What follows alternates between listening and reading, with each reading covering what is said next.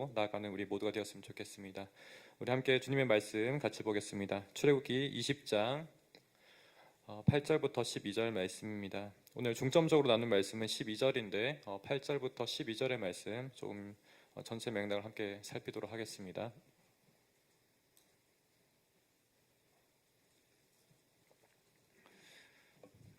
네, 함께 우리 교독하면서 읽고 마지막 12절은 합독하겠습니다. 안식일을 기억하여 거룩하게 지키라. 일곱째 날은 내 하나님 여호와의 안식일인즉 너나 내 아들이나 내 딸이나 내 남종이나 내 여종이나 내 가축이나 내 문 안에 머무는 객이라도 아무 일도 하지 말라.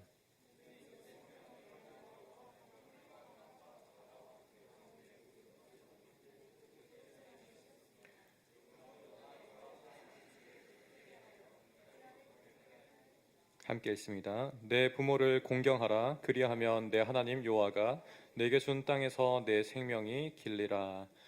아멘. 네. 우리 여전히 오늘 예배 가운데서 하나님을 만나는 영광의 임재를 경험하는 이 예배 시간 되기를 간절히 소원합니다. 이사야 말씀을 특별히 지난주 가운데 항상 예배 시작하기 전에 나누었는데 그 말씀 여러분들에게 기억함이 되었으면 좋겠습니다. 우리가 오늘 4계명과 5계명을 함께 나누게 되었습니다. 이 가운데서 특별히 우리가 공경함, 특별히 5계명에 대해서 좀 더 집중적으로 볼 텐데 단순히 그냥 공경하는 것이 아니라 복음 안에서 우리가 어떻게 공경할 것인가라는 이 주제로 말씀을 나누기 원합니다. 우리 뉴시티 교리문답 10번째 문답 같이 한번 보도록 하겠습니다. 제가 먼저 읽겠습니다. 하나님은 넷째 계명과 다섯째 계명에서 무엇을 명하십니까?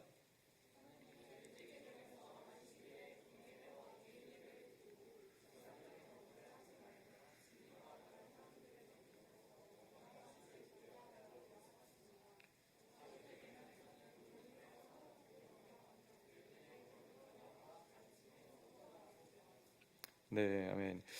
위의 말씀을 우리가 살펴보게 되면 4계명과 5계명이 사실 조금 많이 거리가 이렇게 뭔가 연결점이 없는 것처럼 보일 수 있습니다. 하지만 4계명과 5계명은 우리가 지금 화면에 있는 것처럼 10계명이 중간 허리와 같다라고 볼 수 있습니다. 다르게 말한다면 하나님과 또 우리 사람들의 그 관계를 잇는 그런 연결고리와 같다라고 말할 수 있겠죠. 이런 부분에서 이 4계명과 5계명을 묶어서 우리가 교리문답 가운데 살필 수 있는 부분입니다. 그 가운데 우리가 간략하게 안식일은 이전에 살펴보았기 때문에 이 시간 가운데서는 우리가 조금 간단하게만 살펴보려고 합니다. 안식일이라는 것은 우리가 하나님으로부터 어떤 초청장을 받는 거라고 묘사할 수 있겠습니다. 초청장. 그 말은 다르게 말해서는 하나님과 우리가 아주 친밀한 관계를 누리는 그런 초청장이라고 말할 수 있겠죠. 이런 초청장을 받음에 있어서 우리에게 시간과 공간을 구별한다는 중요한 특징이 있죠. 우리가 안식한다는 것은 말 그대로 모든 것을 중단하고 그친다는 의미를 가지고 있습니다. 그 말은 우리가 어디서 그치고 어디서 중단할 수 있겠습니까? 특별히 이렇게 예배에서 우리가 교회에 모이는 것들이나 또 가정 가운데서 우리가 쉼을 누리고 또 중단하고 그치는 것들을 할 수 있을 겁니다. 또 한편 시간은 어떻게 구별합니까? 우리가 일주일 중에 제7일 주일을 구별해서 우리가 하나님께 예배드리고 하나님과 그 친밀한 관계를 우리가 맺어 나갑니다. 사실 우리가 오늘날 주 5일제를 이렇게 우리가 하게 되면서 사람들은 많이 여유를 가지게 되고 또 삶의 질을 향상시켜 나갔습니다. 하지만 우리가 이 가운데서 진정으로 안식할 수 있느냐라는 질문을 던진다면 우리가 이 쉼과 단순히 내가 여가를 보내고 또 노는 것과는 조금 구별할 필요가 있습니다. 즉 쉼과 또 한편으로는 여가를 보내는 것, 노는 것은 구분 지을 필요가 있다는 거죠. 쉼은 아까 말했던 것처럼 중단하는 겁니다. 뭐라고요? 중단하는 거예요. 중단. 우리가 일상적인 모든 것들을 중단하는 거예요. 우리가 여러 가지 잡념들이 지금 있을 수 있습니다. 그런 것들도 다 그치는 거예요. 그냥 하나님 안에서 그분과 우리가 집중하면서 그분의 관계 속에 들어가기를 간절히 우리가 추구하는 거죠. 이로 말미암아 우리가 안식한다라고 이야기할 수 있습니다. 이런 측면에서 우리가 4계명은 결국 하나님을 기억하면서 진정한 쉼을 누린과 동시에 이 관계가 점점 이웃으로 확장되어 나가는 것들을 보게 됩니다. 사실 4계명은 굉장히 본문의 길이가 깁니다. 내 아들이나 내 딸이나 또 내 여종이나 내 남종이나 내 가축이나 내 집에 머무는 객이라 할지라도 모두가 일하지 않고 쉬어라고 이야기하잖아요. 이런 관계성이 확장되어 가는 거예요. 10계명은 사실 주어진 대상이 50대라고 이야기합니다. 가장 영향력 있고 가장 힘 있는 사람, 종을 소유하고 있고 아들 자녀가 있는 그런 사람들, 또 가축을 가지고 있는 그 모든 사람들이에요. 그 영향력 있는 사람들이 어떻게 보면 사회적으로 모든 이득을 포기하면서, 주일에도 사실은 농사 지을 수 있잖아요, 그죠? 근데 그 모든 것들을 포기하면서 하나님과의 관계 속으로 들어가는 모습을 이 가운데 보여주는 것이죠. 이런 측면에서 우리가 사실 사계명은 결국 하나님과 이웃을 연결짓는 연결고리가 된다라는 계명을 우리가 볼 수 있는 거죠. 또 한편 5계명은 우리가 어떻게 생각할 수 있겠습니까? 5계명은 조금 더 인간의 차원에서 우리 이 세상에, 우리 이 땅의 관점에서 조금 더 하나님과 연관지어지는 연결고리가 있다고 볼 수 있습니다. 우리 첫 번째 한번 같이 주제를 나누면 좋겠습니다. 화면 보면서 같이 읽겠습니다. 시작. 5계명에 대한 중요한 이해는 부모의 권위에 순복함으로 하나님께 순복하게 됩니다. 우리가 가장 태어나면서 처음 인간관계를 맺는 것은 누구입니까? 너무 당연하겠지만 부모님이지 않습니까? 그죠? 우리는 태어나면서 필연적으로 부모와 자녀의 관계로 맺어지게 됩니다. 이런 가운데서 부모는 모든 자녀들에게 공급자가 되죠. 그죠? 공급자. 그리고 우리는 피공급자가 되어서 사실 부모님이 없으면 철저하게 우리는 살아갈 수 없는 존재로 이 세상에 태어납니다. 그 가운데서 우리가 때로는 사춘기를 겪으면서 독립심들, 이렇게 벗어나려는 그런 마음들이 점점 생겨나지만, 한편으로는 삶을 자꾸 살아가면 갈수록 이 부모와 연관성들은 계속 우리가 맺어지는 그 가운데서 부모의 인생 경험 가운데 순복하며 나아갈 수밖에 없습니다. 왜냐하면 그 가운데서 우리가 많은 어려움들을 마주하기 때문이죠. 여러분들이 이제 마주할 것들은 어떤 것들이 있습니까? 먼저는 직장 생활이 있겠죠, 그죠? 또 한편으로는 결혼도 있을 거예요. 또 결혼하게 되면 자녀를 낳는 것들, 이 모든 것들이 하나하나 새로운 경험이 되면서 여러분들이 이전에 경험하지 못했던 새로운 어떤 출발점이 되면서 그때마다 뭔가 어려움을 느끼게 되고 많은 고민들이 생길 수밖에 없습니다. 그때 마주하는 문제들마다 이걸 어떻게 풀어가야 되지? 그런 생각을 할 수밖에 없는 거죠. 저 또한 돌아보면은 앞서 부모님은 어떻게 행하셨을까? 그런 것들을 많이 반추해보는 시간이었어요. 그렇기 때문에 우리가 인생을 살아가면 살아갈수록 이 부모님의 권위 속에서 우리가 한편 순복하는 그런 경험을 겪게 되는 거죠. 여기서 중요한 포인트가 결국은 우리가 이 땅에 태어나면서부터 어떤 권위에 순복하도록 하나님께서 만드셨다는 거예요. 그게 첫 번째는 부모이고, 그 부모님을 통해서 우리가 궁극적으로는 하나님께 순복하게 하셨다라는 부분이 중요한 포인트인 거죠. 저 또한 살아가면서 요즘에는 절제의 덕에 대해서 참 많이 생각하게 됩니다. 부모님께서 항상 저에게 이제 보여주셨던 가장 좋은 모습 중에 하나가 절제였습니다. 절제라는 것은 어떤 의미를 가지고 있습니까? 사실 우리가 내가 가지고 있는 힘이 100이라면 그 모든 것들을 아끼지 않고 쓸 수 있다면 이것들을 다 사용하는 것이 아니라 이 에너지와 힘을 모아두는 거죠. 그죠? 그리고 궁극적으로 필요한 가장 집중적으로 이걸 사용할 때 이 모든 것들을 아낌없이 사용하는 것을 어떻게 보면 절제한다라고 할 수 있습니다. 절제가 없으면 나중에 정말 중요한 순간에 우리가 힘을 발휘하지 못하기 때문에 이 절제가 더욱더 빛나는 부분이죠. 저 또한 한편 이 부모님께서 먼저 보이셨던 이 덕목들을 경험하지 못했다면 세상이 저에게 보여주는 대로, 또 저희 욕구대로, 제가 생긴 대로 그냥 그렇게 살아갔을지 모르겠어요. 하지만 부모님께서 늘 그런 모습들을 보여주셨기 때문에 배워가면서 절제가 참 중요하구나 라는 것들을 알게 되는 부분이었습니다. 이런 부분이 있기 때문에 우리가 한편으로는 부모님을 바라볼 때 더욱더 많이 배우게 되고, 인생에 정말 중요한 것들이 무엇인지 차츰차츰 알아간다라고 할 수 있습니다. 그렇지만 우리가 부모님을 이야기할 때 단순히 이렇게 인생의 연륜이 많은 것을 가리켜서 이야기하지는 않습니다. 성경에서 더욱더 중요한 역할들이 있다는 거죠. 그것은 바로 1-2에 우리 한번 같이 보도록 하겠습니다. 읽겠습니다. 시작. 그렇기에 부모의 핵심 역할은 자녀로 하여금 하나님을 바라보게 하는 것입니다. 첫 번째는 부모의 권위에 순복하게 하지만 궁극적으로는 하나님의 권위에 순복하도록 하시기 위해서 부모님을 주셨다고 이야기했어요. 그렇기 때문에 부모님의 정말 중요한 핵심적인 덕목은 하나님을 바라보게 하는 것, 자녀로 하여금 하나님을 계속해서 바라보게 하는 것, 그것이 중요하다라고 말할 수 있습니다. 여러분들 중에서는 신앙을 하고 계시는 부모님들 계실 겁니다. 사실 정말 축복된 가정이에요, 그죠? 그런 가정 가운데서 여러분들에게 항상 이런 말들 할 거예요. 항상 교회는 꼭 가야 돼. 주일 예배는 빼먹으면 안 돼. 이런 이야기를 하죠, 그죠? 근데 그런 부분들이 여러분들에게는 어떻게 보면 성가실 수도 있습니다. 하지만 부모님 입장에서는, 특별히 하나님을 믿는 부모님 입장에서는 그거를 포기할 수가 없는 거예요. 너무너무 중요한 권면이기 때문에 그렇습니다. 왜냐하면 이것이 단순히 1년, 2년, 또 10년이나 30년, 40년 이런 것을 영향 끼치는 것이 아니라 생과 사를 가르는 가장 중요한 부분이기 때문에 그래요. 그리고 이것은 또 하루를 살아감에 있어서 가장 중요한 부분이기 때문에 부모님이 놓치지 않고 이야기하는 거죠. 그죠? 그렇기 때문에 우리가 살아가는 모든 순간 가운데서 이 예배를 중요시하고 또 하나님을 만나는 것들, 하나님 경험하는 것들을 강조해 나간다 우리가 볼 수 있습니다. 이런 부분에서 저 또한 아내에게 항상 강조하는 것이 뭐냐면, 지금 적어도 이제 자녀가 28개월 정도 된 딸아이가 있지만 지금부터 이미 시작하고 있어요. 정말 자녀 교육에 있어서 가장 중요한 것은 하나님을 아는 거야. 우리가 다른 것 다 중요하지만, 세상에서 중요한 것 너무나 많다고 이야기하지만 이 하나님을 함께 알고 함께 동행하는 것, 때로는 상충되는 가치가 있지만 그 가운데 하나님을 늘 붙잡게 하는 것, 이것만큼 우리가 포기하지 말자, 이런 나눔을 계속 해 나가거든요. 저 또한 이렇게 느낀다면 여러분들의 부모님 또한 더욱더 절절하게 그것을 느끼면서 여러분들이 강조할 수밖에 없다는 거죠. 이렇듯이 부모님의 가장 핵심적인 그 역할은, 하나님께서 위탁하신 역할은 바로 신앙적인 양육이라고 할 수 있습니다. 이것은 신명기 가운데서도 모세를 통해서 이야기한 많은 부분이에요. 신명기 6장에서 어떻게 시작하나요? 이스라엘아 들으라, 내 하나님 여호와는 오직 유일한 여호와시니. 그 다음에 그 쭉 이어지는 본문들이 자녀 양육에 대한 부분이거든요. 계속 가르치라는 거예요. 심지어 앉아 있을 때든지 일어날 때든지 누워 있을 때든지 길을 갈 때든지 항상 자녀들에게 하나님 말씀을 강론하라고 이야기한단 말이에요.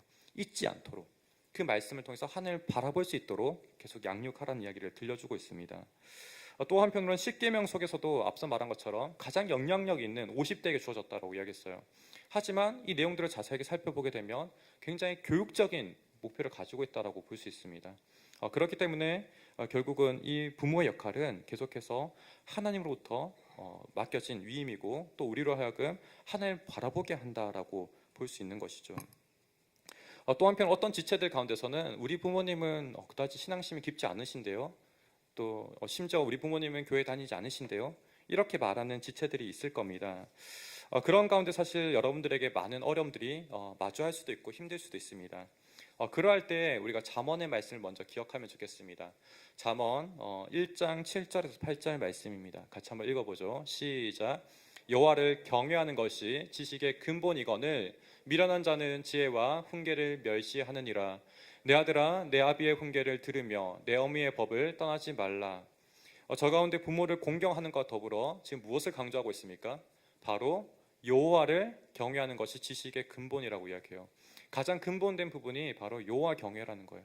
이것과 부모님 공경을 우리가 같이 연결시켜 본다면, 부모님을 마땅히 공경하고 마땅히 순복해야 되지만 하나님과 반하는 부분이 있다면 우리가 그런 부분에서는 먼저 하나님을 우선해야 된다는 거예요. 전통적인 우리 사회 가운데서 어떤 부분들이 부딪혔습니까? 설날이랑 우리 추석 때 항상 고향에 내려가게 되면 제사를 드리고 그 가운데 절하는 습관들이 있지 않았습니까? 사실 그 당시에는 그것을 하지 않으면 뭔가 호적이 판다거나 거의 가족의 연을 끊을 수밖에 없는 그런 위험이 있었지만, 그 가운데 늘 도전되었던 것은 무엇입니까? 그 가운데 늘 하나님을 우선하라는 거였잖아요. 그렇죠? 절하지 마라, 제사 드리지 마라, 그런 부분이었어요. 그것은 반드시 합당한 부분이었고 오늘날에도 우리에게 여전히 유효하다라고 말할 수 있습니다. 하지만 오늘날 더욱더 우리에게 대두되는 부분은 무엇입니까? 우리가 오히려 이렇게 조금 더 안식일과 우리 연관지어 본다면, 우리가 주일날을 지키는 부분에서 때로는 부모님이 이렇게 이야기할 수 있습니다. 학원이 더 우선이야. 가서 너 공부해야지. 대학 가야지. 좋은 대학 가야지. 이런 이야기를 한다면 그거는 우리가 안식일을 지키는 것과 함께 주일을 지키는 것과 함께 도전되는 부분이라는 거예요. 우리가 때로는 좋은 성적 내고 좋은 대학 가는 거 너무 중요할 수 있습니다. 하지만 그 가운데 중요하게 던져야 되는 질문이 무엇입니까? 우리가 왜 공부하는지, 왜 좋은 대학 가야 되는지, 왜 돈을 많이 벌어야 되는지, 그런 질문을 던져야 되잖아요. 그죠? 그런 부분에서 우리가 늘 하나님의 영광을 위해서 그분에게 우리가 속한 삶을 살아간다는 목적을 잊으면 안 된다는 거예요. 그 목적을 기억하는 가운데서 우리가 공부하고 또 모든 것들을 행해야 된다는 것을 다시 한번 바라보게 되는 부분입니다. 이러할 때 우리가 다시 한번 또 부모님은 계속해서 우리에게 하나님과 바른 관계를 상정하는 부분에서 이 5계명을 주었다라고 볼 수 있습니다. 에베소서 6장 4절과 골로새서 3장 21절의 말씀을 보게 되면 더욱더 우리가 인간적인 측면에서 양육하는 것이 아니라 주의 말씀과 주의 교훈과 훈계로 양육해야 된다는 것을 보여주고 있습니다. 우리가 때로는 자녀들에게 우리의 기대를 투영할 수 있습니다. 하지만 그러지 않아야 된다라고 지금 말씀 가운데 들려주고 있는 거죠. 이런 말씀을 통해서 우리가 궁극적으로 깨닫게 되는 것은 무엇입니까? 부모와 자녀의 관계 속에서 가장 인간의 근본적인 그 관계 속에서 어떻게 균형을 찾을 수 있는지를 보여주는 거예요. 부모로 하여금 자녀에게 과도한 기대를 하지 않는 거죠, 그죠? 또 자기가 이루지 못했던 어떤 소망을 자녀에게 투영하지 않는 거예요. 그로 말미암아 한 가지 극단을 피하게 되는 것은 자녀로 하여금 자신이 뭔가 우상 삼는 그런 모습을 극단을 치우치지 않게 되는 거죠. 또 다른 어떤 극단이 있습니까? 그거는 자녀로 하여금 또 한편으로는 너무 애지중진하면서 우리 오늘날 많은 사회적인 이슈가 있지 않습니까? 뭐 서희초 사건 그런 것들도 바라보게 되면 사실은 자녀를 너무 애지중지하는 거잖아요. 그죠? 어떤 사회적인 인간의 덕을 중시하고 그런 것을 깨닫게 하는 것이 아니라 또 마땅히 자녀로 하여금 스스로 살아가는 어떤 독립성을 갖추게 하는 것이 아니라 모든 것이 부모가 케어해주고 양육해주고 도와주면서 조금이라도 어떤 자녀에게 해가 된다면 그 모든 것들을 막아서고 또 한편 공격하는 그런 모습을 우리가 보게 되는데 이런 모습들이 결국은 자녀로 하여금 너무 애지중지하면서 또 다른 우상화하는 그런 모습들을 피하게 해주는 균형을 우리가 깨닫게 해준다고 볼 수 있습니다. 이런 부분들이 우리가 한편으로는 자녀로서 또 우리에게 바라봤을 때 부모님을 바라봤을 때 또 다른 우리가 극단을 치우치는 부분도 피하게 해줍니다. 어떤 부분이 그렇겠습니까? 부모님이 때로는 우리의 기대와 다르게 우리에게 어떤 뭐랄까 부당한 행동을 하시고 또 때로는 우리가 폭력 가운데 그렇게 노출될 때도 있지 않습니까? 그런 가운데서 우리는 한편으로는 이 부모님을 바라보는 가운데 어떻게 균형적으로 관계를 맺어야 될지 합당하게 보여주는 것이죠. 우리가 한편으로 부모로부터 그런 과도한 부분을 받는 부분이 사실은 이해되지 않습니다. 왜 이런 사건들이 벌어지는지 이것을 어떻게 이해해야 되는지 사실 잘 이해하기 쉽지 않죠. 하지만 분명한 것은 성경에서는 하나님께서는 그것을 뭔가 명하시거나 그것이 합당하다, 그것을 인정하지 않으셨다는 거예요. 하나님께서는 어떻게 이야기하시나요? 오히려 어떤 죄의 심각성을 이야기하고 한 사람의 파급력을 이야기해요. 그죠? 한 사람이 그 영향력이 때로는 3, 4대에 미칠 수 있다라고 이야기하는 거죠. 이계명을 보게 되면 사실 그런 말씀들을 들려주세요. 그렇지만 그와 동시에 하나님의 성품은 어떻다고 이야기하십니까? 오히려 천대에 이르도록 하나님께서 인자를 베푸신다라고 이야기해요. 가장 좋으신 분, 가장 선하신 분이 하나님이시라는 것을 말씀 가운데서 우리에게 들려주시는 것이죠. 그로 말미암아 우리가 부모님을 바라보는 가운데 때론 과도한 행동을 우리가 받게 되거나 그런 어려움을 겪게 되었을 때 균형을 찾을 수 있는 거예요. 내가 그 가운데서 부당하게 계속 순복하고 있는 것이 아니라 우리가 그것이 나의 어떤 잘못이 아니라 나의 어떤 문제로 근거하는 것이 아니라 그것은 부모님으로부터 잘못된 것이고 나는 오히려 하나님과 연관 맺어져 있음을 그분이 진정으로 나의 하나님이심을 나의 참 부모이심을 깨닫게 하는 것이 하나님의 성경의 말씀이라고 할 수 있습니다. 마태복음 23장 9절의 말씀을 한번 같이 보겠습니다. 같이 한번 읽죠. 시작.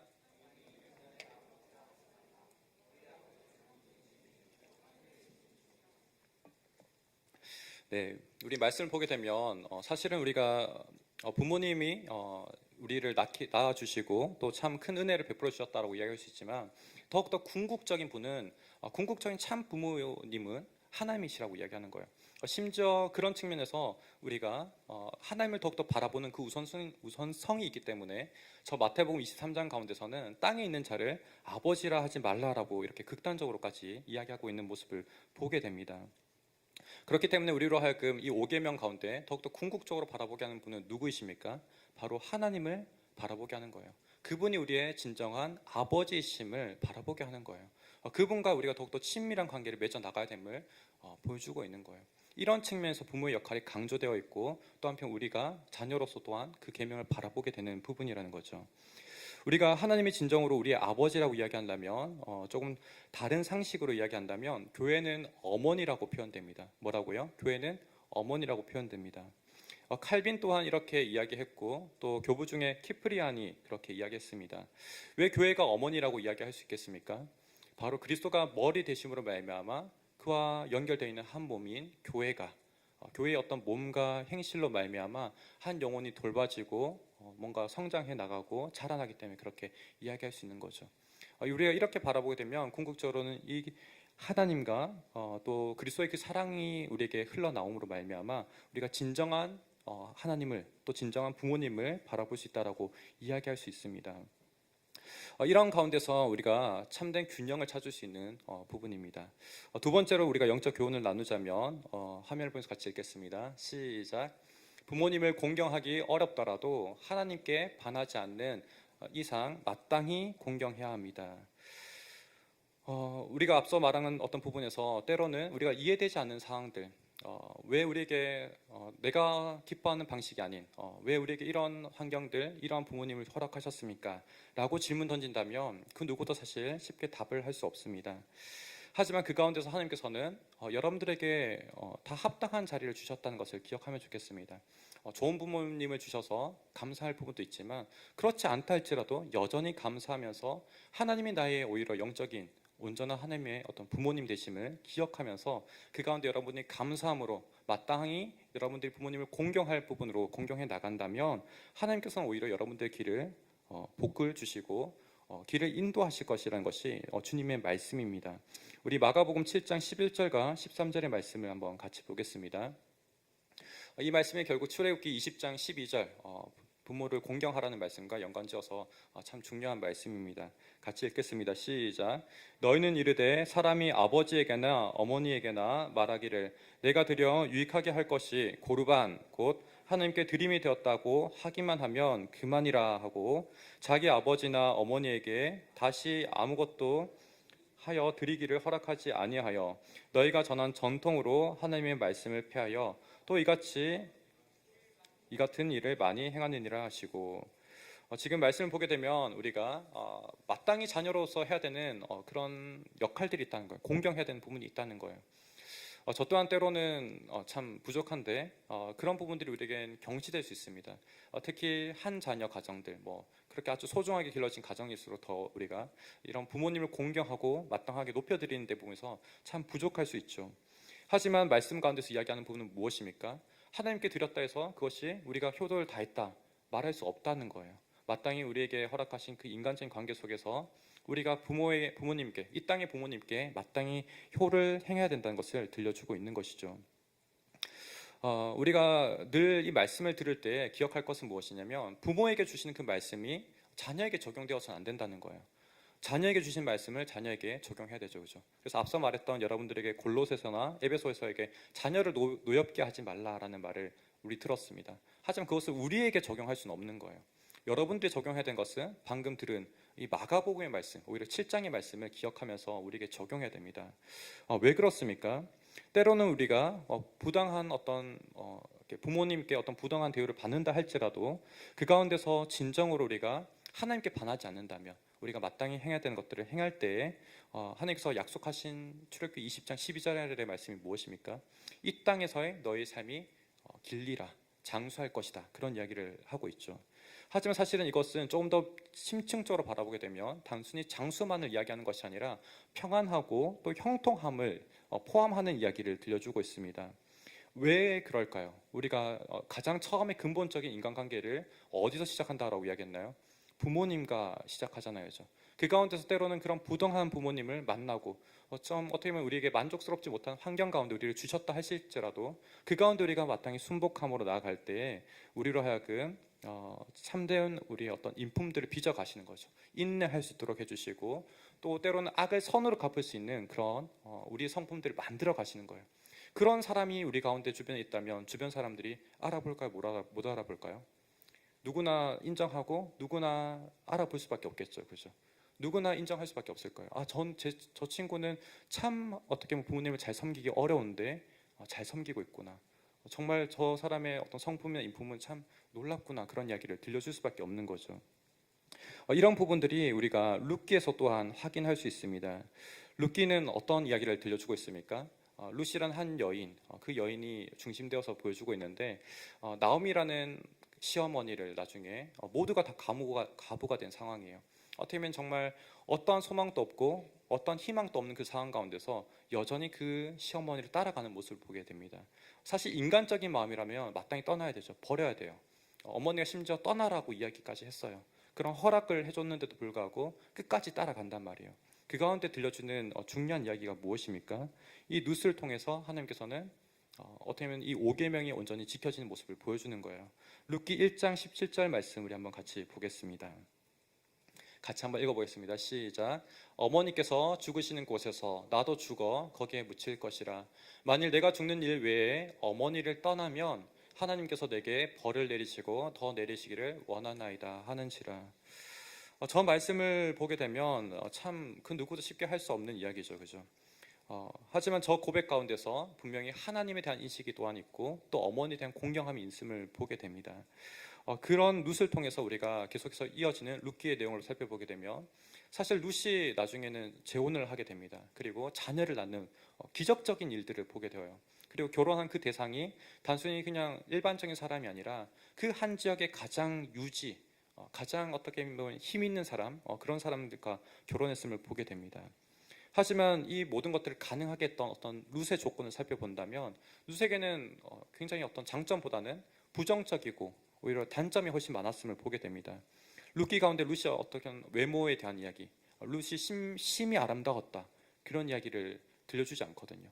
또한 룻이 오히려 가부였고 또 한편은 이방인이었다라고 이야기합니다. 그럼에도 불구하고 이 룻이 집중되어지고 주목되는 것은 무엇이냐면 바로 이 나오미를 따라왔던 것, 그녀를 공경했던 것, 정말 그 힘든 상황 가운데서도 어머니를 놓치지 않고 따라왔던 것들이 주목되어집니다.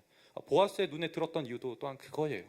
그런 부분 가운데서 결국 인간적인 측면에서 우리가 더욱더 관찰을 한다면 이런 요소들이 하나님께서 맺어주셨겠지만 이런 요소들이 작용했음을 우리가 보게 되는 겁니다.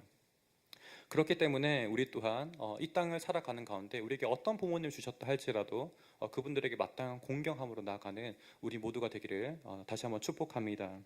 그러할 때 하나님께서 여러분들의 길을 복 주실 것이고 또한 때로는 어려운 장애물들이 있다 할지라도 길을 내시는 하나님의 은혜의 손길을 경험할 수 있는 줄 믿습니다. 또한 이 시간 가운데서 우리가 함께 살펴보게 되는 것은 이러한 관계 맺음이 결국은 우리가 더욱더 확장되어져 간다는 것이죠. 부모님으로부터 출발한 이 관계성이 사실은 지금 룻기를 보더라도 룻으로부터 해서 보아스로 더 확장되어 가잖아요. 이 5계명이 중요한 이유는 바로 여기에 있습니다. 우리가 부모님과 그 바른 관계를 맺어 나갈 때 여러분들의 주변과 여러분들이 함께 발딛고 있는 그 사회 가운데서 더욱더 확장되어 나가는 경험을 우리가 목도하게 됩니다. 이런 부분에서 우리가 결국은 이 말씀이 주는 사회적으로도 확장되어지는 이 법의 어떤 상위성을 우리가 살펴보게 되는 것이죠. 그렇기 때문에 여러분들 가운데 이 말씀을 우리가 순전하게 지켜나갈 때 또 이 시대가 말하는 바와 다르게 우리가 말씀대로 정말 부모님을 공경해 나갈 때 우리 사회가 더욱더 하나님께서 원하시는 아름다운 사회로 또한 변혁되어져 나갈 줄 믿습니다. 이 시간 가운데 우리가 다시 한번 세 번째 영적 교훈을 또 나눈다면 조금 더 이 시대적인 도전 가운데 있는 부분을 같이 함께 말씀과 연관지어서 살펴보기 원합니다. 같이 한번 읽어보죠. 시작. 오늘날 5계명과 연관해서 성경적인 비혼주의를 이해합니다라고 우리가 살펴보기 원합니다. 사실 조금 이 주제는 쉽지 않은 주제인 것 같아요. 비혼주의. 오늘날 사실 많은 인기 있는 어떤 단어이고 굉장히 우리에게 점차 익숙해지고 있는 단어이기도 합니다. 하지만 이런 뿌리를 조금 잘 살펴보게 되면 참 우리 한국 사회가 점차 많은 어떤 사회적인 변화를 겪고 있다는 것을 우리가 알게 되죠. 가치관이 많이 변하고 있는 거예요. 원래 전통적인 가치관은 어땠습니까? 반드시 그냥 적정 나이가 되면 결혼해야 되고 또 적정 나이가 되면 자녀를 낳아야 돼요. 그죠? 이런 것이 전통적인 가치라고 할 수 있습니다. 이런 부분들이 도전받고 있다는 거죠. 그죠? 이런 부분들이 어떻게 보면 철학적으로는 포스트 모더니즘이라고 이야기합니다. 근대를 지나서 이제 이성이 더 이상 중요한 것이 아니라 어떤 진리의 기준이 있는 것이 아니라 어떤 각자의 그 맥락 속에서 모두가 인정될 수 있다라는 이야기를 하는 거죠. 다원주의적인 경향이 있는 것이고 또 한편 더 깊이 뿌리 깊이 들어가게 되면 개인주의가 그 가운데 들어 있어요. 이런 부분들이 사실은 우리 또한 흠뻑 젖어져 있습니다. 우리 또한 그 시대적인 사조 가운데 살고 있기 때문에 저는 이 모든 것들을 무비판적으로 비판하고 싶지는 않습니다. 하지만 우리가 비혼주의라는 이 관점을 오늘 말씀과 조금 더 연관지어서 살펴본다면 이 비혼주의 또한 그 뿌리 깊은 부분에서는 개인주의가 있다는 거예요. 어떤 부분에서 그럴까요? 우리가 결혼하는 것을 피하는 이유가 무엇입니까? 결혼으로 말미암아 어떤 오는 피로함들 그런 것들을 벗어나고 싶어하는 거잖아요. 그죠? 또한 비혼주의에 이어서 자녀를 낳는 것들 그 모든 것들을 피하고 싶은 거예요. 우리 개인을 생각하는 것이고 개인의 어떤 행복을 추구하는 모습이라고 이야기할 수 있습니다. 이런 부분과 연관지어서 사회적인 또 한 가지의 어떤 키워드가 있다면 오은영 신드롬이라고 할 수 있을 것 같습니다. 오은영 박사가 참 많은 인기를 얻고 있지만 그 프로그램을 통해서 우리에게 들려주는 것은 무엇이냐면 한편으로는 이 한국 사회 가운데 보여지는 많은 결혼 가정 또 자녀를 낳은 그 가정들의 어떤 어려움들을 우리에게 보여준다는 거죠. 그 가운데서 또 한편으로는 많은 사람들이 칼럼니스트들이 이야기하는 것이 무엇이냐면 이것들이 긍정적으로 작용하느냐 그게 아니라는 거예요. 오히려 부정적인 부분들을 더 많이 부각시킴으로 인해서 사람들로 하여금 결혼을 기피하게 하고 또 자녀를 낳는 것을 기피하게 한다는 거예요. 이런 부분들이 점차 우리 어떤 개인주의와 이렇게 연관지어져서 우리가 비혼주의로 나아가게 되는 부분이라고 할 수 있습니다. 성경에서도 한편 이 비혼주의를 말하는 부분이 있을까요? 성경에서도 비혼주의를 말하고 있을까요? 어떻게 생각하나요? 고린도전서 7장 38절을 살펴보게 되면 사실 바울 또한 어떻게 보면 비혼주의를 이야기하는 것처럼 보입니다. 그는 결혼하는 것도 유익하지만 더 유익한 것을 무엇이라고 이야기하냐면 결혼하지 않는 것이 더 유익하다라고 이야기하는 거죠. 그런데 많은 부분에서 관점이 다릅니다. 오늘날 비혼주의는 개인주의에 뿌리 내리고 있다면 바울이 이야기하는 이 비혼주의라고 이야기할 수 있다면 바울이 이야기하는 바는 그것이 아니라는 거죠. 우리의 어떤 방향성이 아니라 하나님에 대한 방향성을 유지하고 있는 거예요. 그래서 어떻게 보면 34절의 말씀, 32절과 34절의 말씀 보게 되면 결혼하지 않는 사람들은 어떤 재화라든지 시간적인 부분들 그 모든 여유를 하나님께 집중할 수 있기 때문에 오히려 비혼주의를 이야기하고 있는 거예요. 그렇기 때문에 우리의 어떤 개인적인 행복이 아니라 궁극적으로는 하나님과 교회를 향한 그 마음들이 이 가운데 담겨 있음을 보게 됩니다. 또 한편으로는 이 비혼주의를 만약에 바울이 이야기한다 할지라도 그 가운데서 어떤 부모의 역할을 바울이 포기하거나 이 5계명 가운데 전혀 무관한 삶을 살고 있느냐? 그렇지 않습니다. 바울은 사실 디모데를 향해서 영적인 아들이라 이야기하고 수많은 교회를 향해서 부모의 역할을 감당했다는 것을 우리가 기억할 필요가 있다는 거죠. 그렇기 때문에 여러분들이 이 시대를 살아가는 가운데 이 시대가 말하는 부분은 많은 사람들이 비혼을 이야기하지만 우리가 그 가운데 영적인 부모의 역할은 최소한 감당해야 됨을 성경 가운데서는 이야기하고 있는 거예요. 저 또한 이러한 말을 여러분들에게 하는 것이 참 쉽지 않습니다. 제가 여러분들에게 인기를 얻고 이렇게 뭐라고 해야 될까요? 여러분들에게 달콤한 말을 하고자 한다면 사실 이런 말을 전혀 할 필요가 없죠, 그죠? 하지만 성경에서 그렇게 말을 하고 있기 때문에 우리가 이 말씀에 대해서 귀를 기울이고 다시 한번 여러분이 이 시대 가운데서 이 시대의 사조가 여러분들에게 무엇을 이야기하는지 듣는 가운데서 말씀에 비춰서 분별할 수 있는 여러분들 되기를 간절히 축복합니다. 우리가 다시 한번 이 모든 5계명에 대한 부분을 종합해 나가면 어떻습니까? 궁극적으로는 우리가 주님이 참된 우리의 부모님이심을 바라보게 합니다. 그런 말미암아 때로는 우리가 이 땅에 맺어진 가장 필연적인 관계, 자녀와 부모 속에 있다 할지라도 균형을 찾도록 하는 거죠. 자녀가 때로는 내 기대 가운데 하지 못한다 할지라도 또 반대로 자녀가 부모님을 바라봤을 때 우리의 기대에 충족되지 못한다 할지라도 우리가 오히려 주님을 바라봄으로 말미암아 이 모든 것들을 균형적으로 감당할 수 있는 거예요. 또 때로는 내가 부모님을 공경할 때 나의 영역, 나의 힘, 어떤 나의 감정 이 모든 것들을 해나갈 수 없다 할지라도 주님이 나의 참된 부모님이라면 기억할 때 우리가 마땅한 어떤 공경함을 행해 나갈 수 있는 힘과 또 능력을 주신다는 부분을 알 수 있습니다. 그러할 때 한편 오늘 우리가 말씀 가운데 살펴보았던 룻과 같이 또 그녀에게 하나님께서 베푸신 은혜의 손길과 같이 그 헷세드의 손길과 같이 우리에게 하나님께서 동행하시고 길을 여시는 하나님의 은혜의 손길을 또한 경험할 수 있는 여러분 되실 줄 믿습니다. 또한 무엇보다도 우리가 이 세상을 살아가는 가운데 우리 자신의 어떤 안위만을 높이는 것이 아니라 진정으로 여러분 또한 이 청년의 시대를 살아가는 가운데 이제 조금 더 넘어가면 여러분들 또한 성장해 나가고 장성해 나가면서 누군가를 책임지고 또 누군가를 양육해 나가고 누군가의 어떤 후원자가 되어가는 그런 영적인 부모 역할을 마땅히 감당해야 될 것입니다. 그것이 정말 전통적인 가정 형태가 될 수도 있지만 또 이 교회 가운데서 여러분들이 함께 누군가를 정말 키워나가고 또 성숙된 그 모습으로 여러분들이 이끌어내는 책임이 또한 이 말씀 가운데 있음을 보게 됩니다. 그로 말미암아 여러분들이 진정으로 이 말씀을 깊이 깨닫는 가운데 정말 하나님께서 허락하시고 예비하신 그 복된 풍성한 은혜들을 누리는 여러분 되기를 다시 한번 축복합니다. 이 시간 가운데 우리가 다시 한번 기도함으로 좀 나아가기 소원합니다. 우리가 가정 가운데서도 하나님께서 허락하신 정말 이 5계명과 연관된 부분이지만 또 이 교회 가운데서도 하나님께서는 우리에게 가정의 이 관계를 허락하셨습니다. 우리가 함께 있는 사람들이 형제요 자매이고 또 우리가 더욱더 가르침 받을 수 있는 높은 그런 영적인 성숙하신 분들은 또 그분들을 위해 영적인 부모라고도 이야기할 수 있습니다. 이 시간 가운데 우리가 정말 주님 안에서 우리에게 허락하신 이 모든 관계들 가운데 정말 이 5계명에 비춰서 합당한 관계를 맺게 해주시고 또한 그 가운데 참된 공경함을 우리가 행할 수 있도록 이 시간 가운데 간구하기 소원합니다. 무엇보다도 주님을 바라봄으로 주님께서 우리에게 베풀어 주신 그 은혜를 기억하며 우리 또한 마땅한 우리의 자녀된 모습으로 나아갈 수 있는 이 시간 되기를 소원합니다. 하나님, 이 시간 가운데 우리에게 주님의 힘을 더하여 주시고 주님의 지혜를 더해 주시고 주님의 인내하심을 더하게 하여 주옵소서. 하나님, 우리가 주님의 말씀대로 행해 나아갈 때에 주님께서 우리의 성품을 빚어주시고 그리스도를 닮아가는 하나님의 형상대로 이끌어 가실 줄 믿습니다. 하나님, 이 시간 가운데 우리에게 온전히 하나님의 은혜를 허락하여 주옵소서. 이렇게 기도하며 나아갑니다. 함께 기도하겠습니다.